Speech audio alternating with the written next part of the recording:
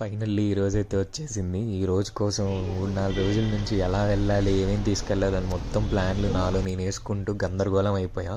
మొత్తానికి ఆ రోజు రాగానే కూడా గందరగోళం చేశా. ఏం చేశాను అనేది ఈ వీడియోలో పెట్టా. నా ముఖ్య ఉద్దేశం ఈ వీడియో రిలీజ్ చేయడానికి, మీరు నాలా చేయకుండా సింపుల్గా ప్లాన్ చేసుకోండి. ఫైనల్లీ మనమైతే అరుణాచలం వెళ్తున్నాం. నాకైతే ఇది థర్డ్ టైము, నాతో పాటు ఉన్న ఇద్దరికి ఇదే ఫస్ట్ టైము. నాకే అరకొర తెలుసు. ఆ నాలెడ్జ్తోనే వీళ్ళిద్దరిని అంత ధైర్యంగా తీసుకెళ్తున్నా, ఇంకంతా శివయ్యే చూసుకోవాలనేసి. మొత్తానికి మేము వైట్ ఫీల్డ్ నుంచి బొమ్మనల్లికి అయితే వెళ్ళిపోయాం. ఇదే ఎందుకు వెళ్ళామంటే నాకు ఇక్కడే గుర్తు, లాస్ట్ టైం అరుణాచలం బస్సెస్ ఎక్కింది ఇక్కడే అనేసి. తీరా అక్కడికి వెళ్ళిన తర్వాత మాకైతే ఒకే ఒక బస్సు వచ్చింది, అది కూడా ఫుల్ రష్. మేము వెళ్ళిన టైంకి 11:30 అయిపోయింది. ఇలా కాదని చెప్పి మేము అత్తిబల్లి వెళ్ళి అత్తిబల్లి నుంచి హొసూరు వెళ్ళిపోయాం. హొసూరులో అయితే మాకు బస్సెస్ వస్తున్నాయి కానీ ఫుల్ రష్. ఇప్పుడు నేను చూపించేది కూడా తిరువన్నామలై బస్సే. అండ్ దిగే వాళ్ళు ఎవరు ఉండరు, ఒకళ్ళిద్దరు ఉంటారు, బట్ ఎక్కే వాళ్ళు చూసారు ఎంతమంది ఉన్నారు. అక్కడ మేము 2 hours టైం వేస్ట్ చేసుకున్నాక మాకు ఫైనల్లీ ఒక బస్సు అయితే దొరికింది. ఇది కూడా భలే జిమ్మిక్ అయింది. సేలం బస్ని తిరువన్నామలై బస్కి వేశారు. సో మొత్తానికి అయితే బస్సు ఎక్కేసాం.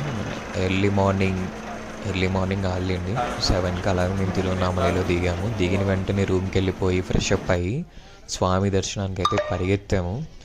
ఆల్మోస్ట్ మాది ఒక థర్డ్ బ్యాచ్ అనుకుంటా దర్శనంకి. తిరువన్నామలైలో ఎర్లీ మార్నింగ్ 5:30కి అభిషేక దర్శనాలు, కొన్ని విఐపి టికెట్స్ ఉంటాయి. ఓన్లీ వాళ్ళకే సౌత్ ఎంట్రీలో ఎలా ఉండిద్ది, మనల్ని ఎవరిని ఎలో చేయనీరు. ఎంత బతిమలాడినా కూడా మనల్ని అస్సలు లోపలికి తీసుకెళ్ళనియడం అనమాట. అండ్ మెయిన్ రాజగోపురం దగ్గర 6:30 నుంచి ఉండిద్ది. అండ్ భక్తులందరూ అయితే అక్కడే పడుకొని ఉంటారు అనమాట, ఎప్పుడు వదులుతారు అనేసి క్యూలోనే పడుకొని ఉంటారు. సో మేము వెళ్ళే టైంకి జనాలు క్రౌడ్ వచ్చేసింది.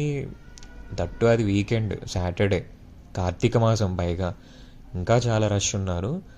నమ్ముతారా మీరు, తిరువన్నామలైలో మాకు 3.5 hours నుంచి 4 hours అప్రాక్సిమేట్లీ 4 గంటలు పట్టింది దర్శనానికి. అది కూడా 50 రూపాయల దర్శనం, ఫ్రీ దర్శనం కూడా కాదు. అంత రష్ ఉన్నారనమాట. సో మొత్తానికి మనం రాజగోపురం దగ్గర అయితే అలా జ్యోతులు వెలిగించేసాము.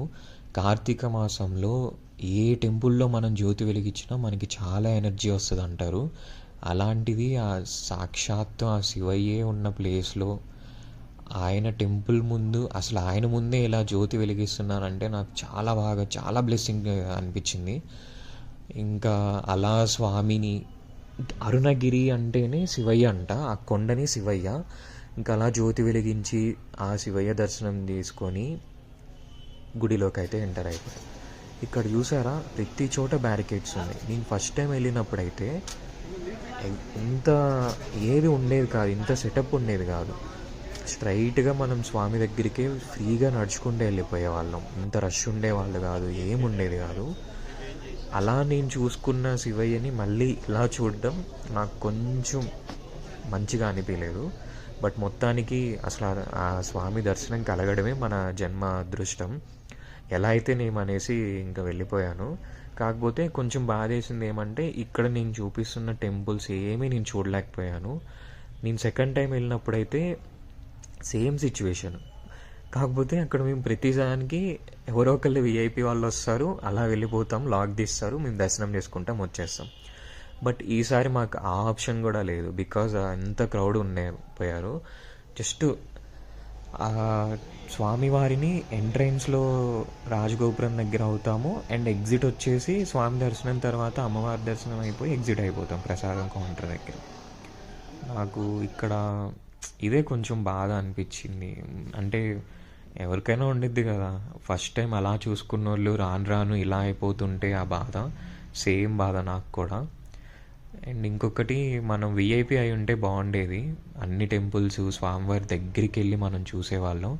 మేము వెళ్ళే టైంకి మాకు అభిషేకం జరుగుతుంది, స్వామిని అలా భస్మాభిషేకం అవుతుంది. నేను ఇలా స్వామి ఎదురుగా రాగానే అట్లా విభూతి అంతా వేసారు. నాకు భలే అనిపించింది అనమాట స్వామిది. అమ్మవారి దర్శనం, స్వామి దర్శనం చేసుకుని ఇలా దండం పెట్టుకుంటున్నాను. నన్ను ఒక ఫ్రస్ట్రేటెడ్ ముసలాయన అక్కడ నుంచొని ఉంటాడు, ఆయన అయితే లాగి పడేస్తున్నాడు జనాల్ని. ఆయన మేబీ తిరుపతిలో వర్క్ చేసి వచ్చాడేమో ఆ సేవలో, ఆయన్ని ఇక్కడ పెట్టినట్టున్నారు. అస్సలు గ్యాప్ కూడా ఇవ్వడం లేదు, ఊరికని ఇట్లా ఈడ్చిపడేశాడు నన్ను అయితే. మొత్తానికి స్వామి దర్శనం అలా అయిపోయిందనే తృప్తితో ఇంకా బయటకు వచ్చేసాము. అండ్ ఇంకొకటి, ఇక్కడ ప్రసాదం కౌంటర్ ఇది పెయిడ్, వీళ్ళు చాలా బిజినెస్ మైండ్తో ఇక్కడ పెట్టారంట. టెంపుల్లో ఫ్రీగా ఇచ్చే ప్రసాదం వేరే ఎంట్రన్స్ దగ్గర మార్చారంట. ఇక్కడైతే ఇంకా ఎగ్జిట్ ఇదే, మనకి ఎగ్జిట్ అయిపోయాం కదా అని ఇక్కడే కొనేస్తూ ఉంటారు. అండ్ ఇక్కడ గ్రూప్ ఆఫ్ పీపుల్ని మీరు గమనించారా? ఒక యూనిఫామ్ వేసుకున్న పర్సన్, ఆయన వెనకాల ఒక 4-5 అట్లా వస్తూ ఉంటారు. యూనిఫామ్ వేసుకున్న ఆయన టెంపుల్ కమిటీ మెంబరు. ఆయన కొంచెం విఐపి దర్శనాలకి తీసుకెళ్తూ ఉంటాడు అనమాట.